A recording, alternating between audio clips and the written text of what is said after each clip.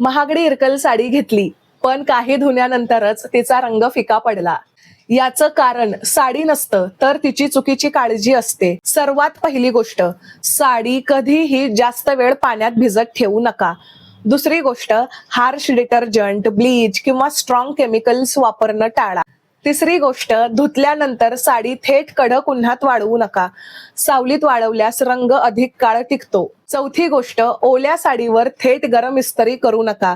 साडी पूर्ण कोरडी झाल्यावरच योग्य तापमानावर इस्त्री करा. आणि सर्वात महत्वाचं, साडी वापरल्यानंतर घाम किंवा ओलावा असेल तर ती तशीच घडी करून कपाटात ठेवू नका.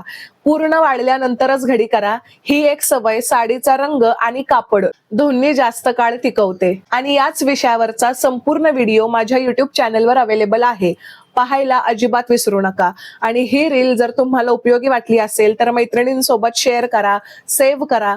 आणि असंख्य अशा वेगवेगळ्या विषयांवर सखोल माहिती मराठीमध्ये मिळवण्यासाठी इंस्टाग्रामवर फॉलो आणि युट्यूबला सबस्क्राईब नक्की करा.